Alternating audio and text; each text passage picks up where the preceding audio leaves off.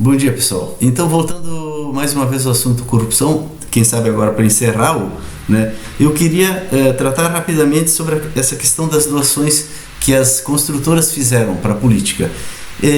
As pessoas dizem, ninguém doa, ninguém faz uma doação por nada, ela sempre espera retorno. É verdade, nenhuma empresa doa se ela não espera algum retorno, mas nós também, da mesma forma, e a maioria de nós doa sem se dar conta. Por quê? Porque os sindicatos, apesar de serem proibidos de doar, a ampla maioria dos sindicatos fazem doações para a política. Por quê? Porque eles precisam de contatos, né, com o parlamento. Então,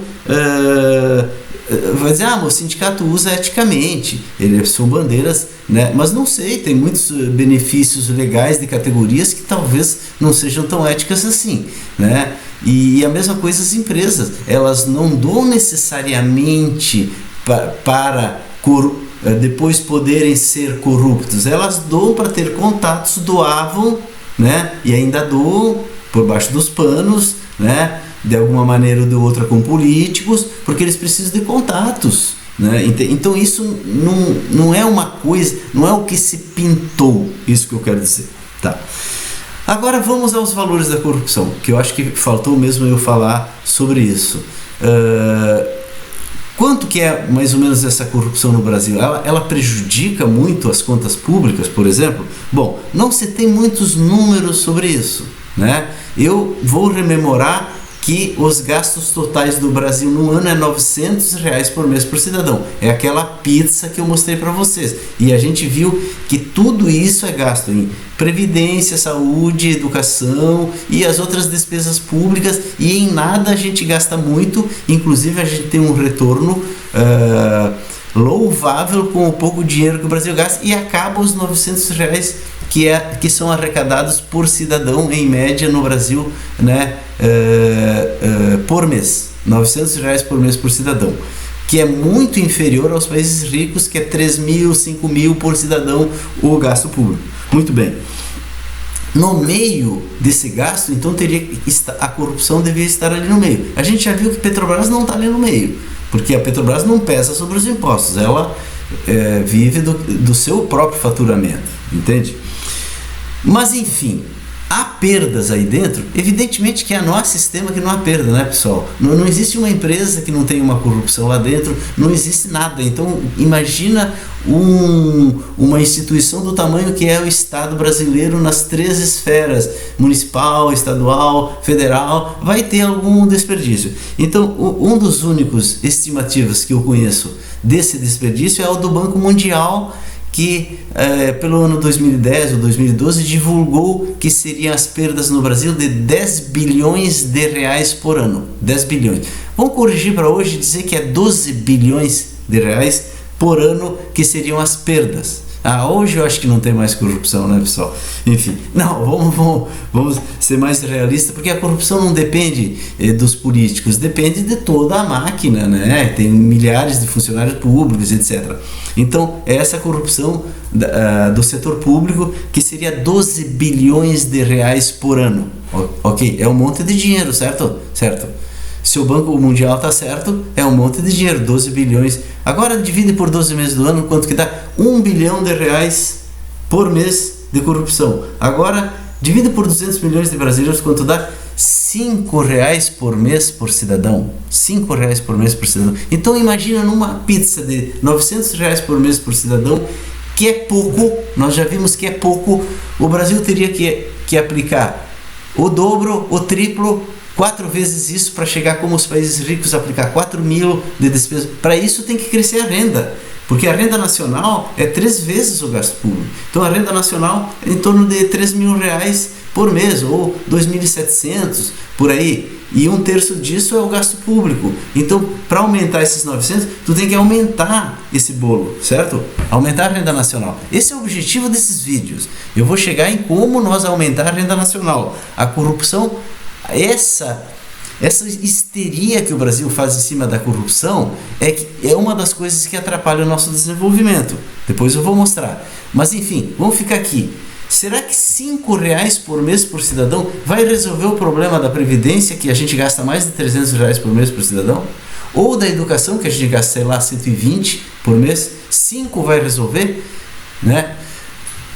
Se nós fôssemos o único país do mundo sem corrupção, esses 5 reais não fariam cosquinha em nada.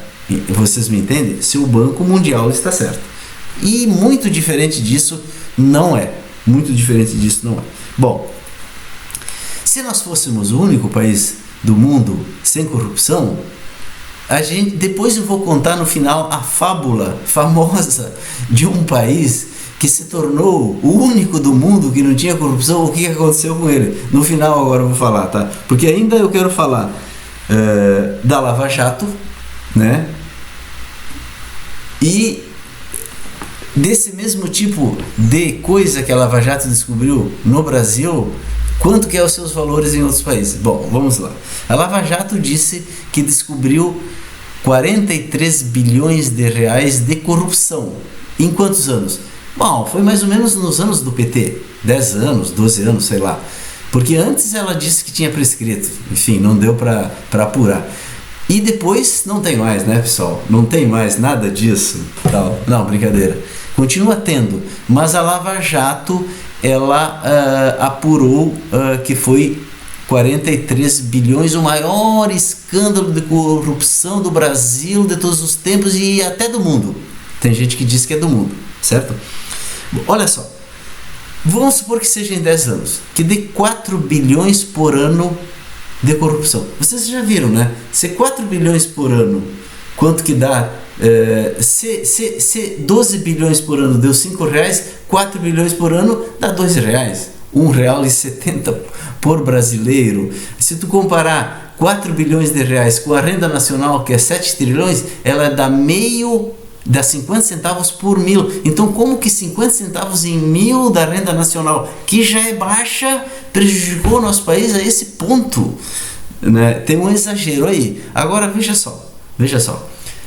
Eu também gostaria de dizer aqui que a Lava Jato nunca mostrou direito de onde tirou esses valores e na conta de quem que eles pararam, né? Porque foi uma estimativa, com base não sei em que, porque eles não explicam direito. Mas como parece uma coisa meio sagrada, eles são liberados para dizer qualquer coisa, porque estão lidando com a vaca sagrada, né?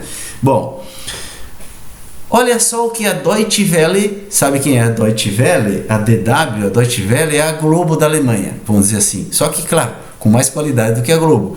Recentemente ela divulgou de quanto é o gasto da Alemanha por ano com esse tipo de coisa igualzinha que a Lava Jato descobriu aqui, que é o quê? Tráfico de influência, lobby, doações, propina, corrupção, certo? 200 bilhões de euros por ano. Euros, você sabe o que é isso? É mais de 1 trilhão de reais por ano, enquanto que aqui a Lava Jato descobriu 4 bilhões por ano e disse que é o maior escândalo de corrupção do mundo. Vocês entendem? Vocês entendem? Então, é uma coisa ridícula, sabe? Vou dar outro exemplo. Os Estados Unidos, que eles querem nos impingir moral, certo? Nos Estados Unidos, mais da metade dos congressistas são multimilionários pelas doações dos grandes conglomerados, pelas doações de empresas, certo? Então isso que a Lava Jato descobriu aqui, que existe aqui, existe nos Estados Unidos, é ridículo. Aqui no Brasil é ridículo de tão pequeno, comparado com os países que esposam como grandes moralistas. Por quê, pessoal? Porque a atividade econômica, quanto mais ela cresce, mais lobby tem, mais gente que se beneficiando disso, fazendo doações. Agora, a gente sabe como é que a gente aqui se comporta no Brasil? É como se fosse o pobre que acha que ele é pobre porque o vizinho pobre dele roubou um pacote de prego dele, por exemplo. Que é ridículo. Ele é pobre porque ele ganha mal, ele tem que querer ganhar melhor, ele tem que poder consumir mais, ele tem que exigir isso e não ficar discutindo picuinha. Tá, pessoal? Então eu vou contar para finalizar o que aconteceu com um país que se tornou livre da corrupção. Isso é a fábula das abelhas do Mandeville. É muito antiga, né? E durante muitas décadas ela foi vista pelos economistas mais moralistas assim da Inglaterra como uma coisa meio escandalosa, né? Depois, no mínimo um dos que recuperaram isso foi o Keynes, porque está no livro do Keynes, na teoria geral, tal Mandeville, e ele dá um outro tratamento para o Mandeville, que fez uma fábula dizendo assim: tinha uma grande colmeia de abelhas que era a melhor, era a preferida dos deuses. É como se fosse assim, é o Brasil, a gente diz que Deus é brasileiro, mais ou menos assim. Não, mas ela era a melhor economicamente, as pessoas eram felizes e as pessoas tinham dinheiro, todo mundo tinha dinheiro, mas tinha muita reclamação, muita. As pessoas reclamavam muito do que? De corrupção, da corrupção, porque o fulano ganhou tanto, porque eles tinham muita inveja um do outro, entende? Que ele melhorou, então meu Deus, é corrupção, e todo mundo reclamava. E os deuses olhavam para aquilo e se irritavam, que a melhor colmeia, a gente é deles, ajuda eles, e os caras vivem reclamando, né? Aí um dia um deus disse assim: deixa comigo, eu vou resolver o problema. Eles não querem corrupção, então não vai ter mais corrupção. Zero corrupção. Aí começou a não ter mais propina, aí começou ninguém mais, todo mundo honestíssimo. O que aconteceu? As empresas começaram a ter dificuldades, né, para fazer os negócios, né, não tinha quem puxasse, começaram a faturar menos, as coisas públicas começaram a andar devagar e as empresas começaram a sair, aos poucos foi indo, as pessoas começaram a perder o emprego, empobrecer. No final da história, a colmeia se mudou para o oco de uma árvore, santa e pobre. Eu não sei se é isso que o brasileiro quer, eu acho que é isso que o brasileiro quer, ele quer ser santo, mesmo que seja pobre. Não é isso que o brasileiro quer, pessoal. A gente quer ser feliz, quer progredir, só que com esse grau de purismo de criança, oh meu Deus, tantos bilhões, olhem para os outros países, que é muito mais do que isso. O mundo é cheio de imperfeições, só que as imperfeições do nosso Brasil, elas são a parte pequena.